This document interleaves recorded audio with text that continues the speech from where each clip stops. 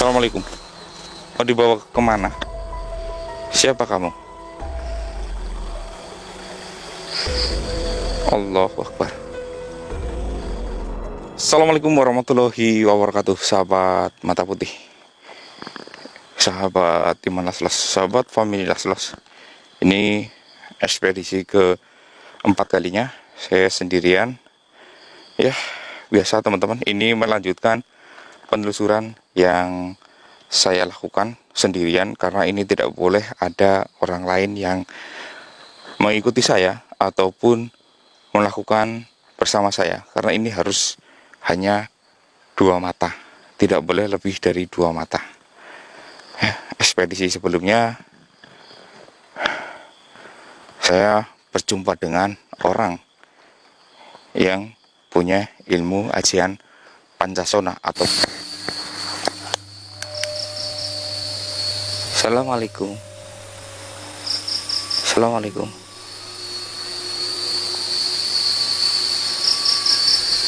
Ada suara.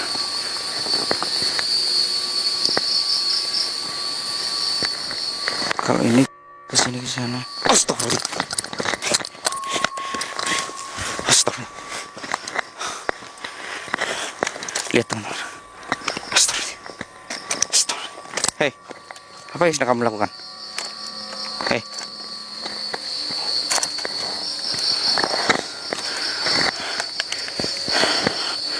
Dari tadi nggak ada loh teman-teman. Kalian lihat kan? Jalur ini kosong dari tadi. Hei.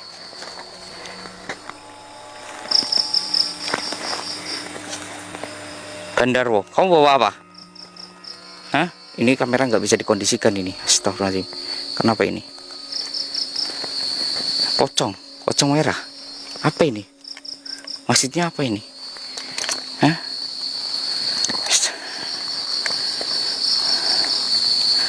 Siapa kamu?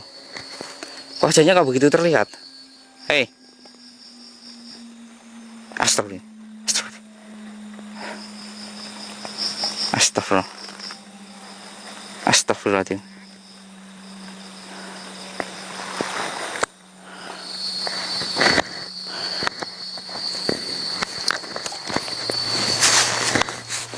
Assalamualaikum. Mau dibawa kemana? Siapa kamu? Allahu Akbar. Buat apa kamu bawa dia?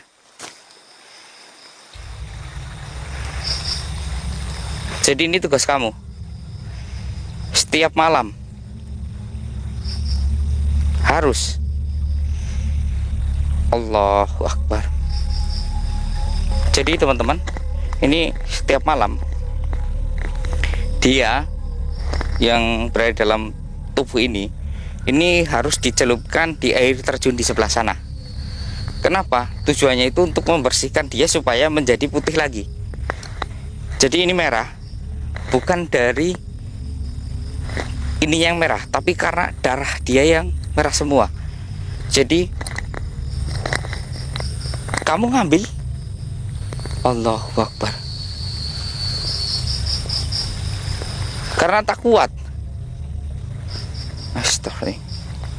Jadi teman-teman ya, ini jalan menuju ke sana, jalur goib. Dia mengambil dari pemakaman yang tadi saya sebutkan. Di sana ada pemakaman. Dia mengambil karena ini adalah manusia yang penuh dengan dosa. Dia itu darahnya terus keluar dan baunya itu tidak disukai oleh semua makhluk gaib. Dan ini adalah makhluk satu-satunya yang berani mengambil dan menyeret pocong ini ataupun jasad ini untuk dimandikan ataupun ditenggelamkan di air terjun tersebut. Padahal air terjun tersebut saya rasa masih sangat jauh. Saya pun tujuan saya itu adalah ke situ teman-teman. Allahu Akbar. Jadi hanya kamu yang berani. Kalau dibiarkan saja kenapa? Pernah dibiarkan ini sampai hitam dan baunya makin menjalar, menjauh. Dan setiap hari harus kayak gini. terus setelah ini kamu kembalikan lagi. Astagfirullahaladzim, setiap hari. Dosa apa yang dia lakukan? Allahu Akbar. Allahu Akbar, ngeri sekali nih.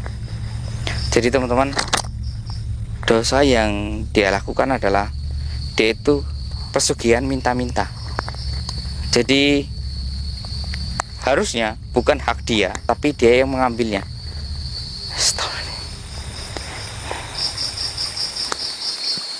Sengeri itukah pesugihan minta-minta?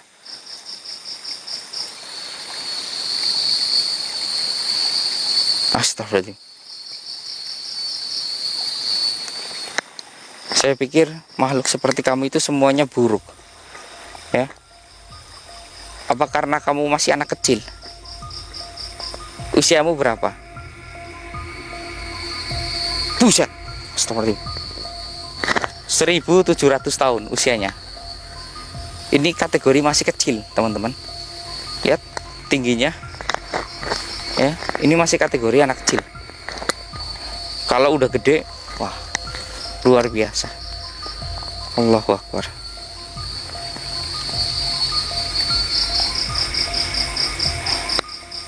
Astagfirullah. Boleh saya ikut? Tidak. Kalau mau ikut harus lewat. Bolehkah saya ikut lewat jalur ini? Tidak. Jalur gaib hanya untuk khusus makhluk gaib, tidak untuk makhluk hidup. Oke, ya, jalur gaib memang itu untuk makhluk gaib. Sebenarnya saya bisa lewat jalur gaib lebih cepat, tapi memang ini pantangan ya teman-teman ya. Manusia dilarang lewat jalur gaib. Memang jalur gaib itu lebih instan, tapi ada resikonya tersendiri.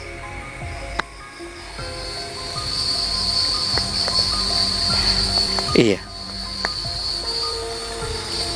Baiklah, insya Allah ya Allah. Kenapa mata kamu cuma satu? Sejak kamu lahir memang seperti ini.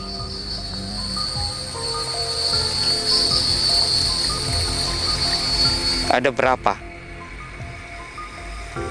Astaga. Jadi jutaan bidadari tinggal di air terjun itu. Allah, luar biasa. Astagfirullahaladzim.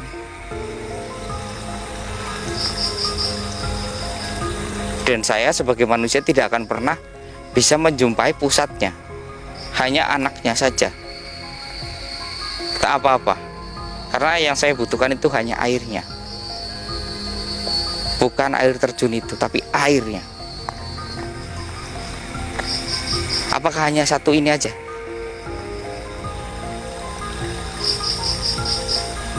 Oh iya, Allahu Akbar.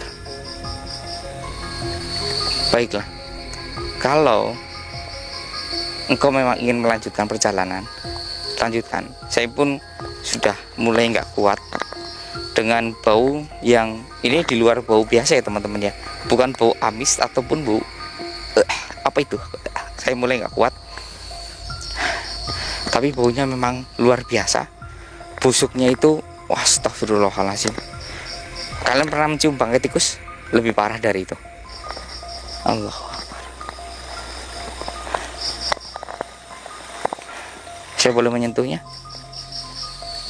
Boleh, tapi hati-hati. Nanti tangan saya itu akan berbau busuk seperti ini. Oke, saya nggak jadi menyentuh untuk dia. Allahu Akbar.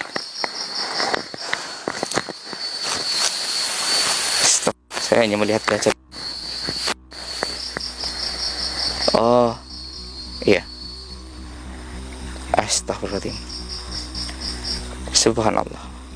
Lantas, astagfirullah. Iya.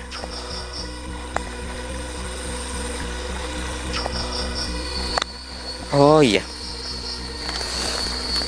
Astagfirullah. Jadi teman-teman, buat kalian yang ada di rumah ya, tolong jangan suka minta-minta ya teman-teman.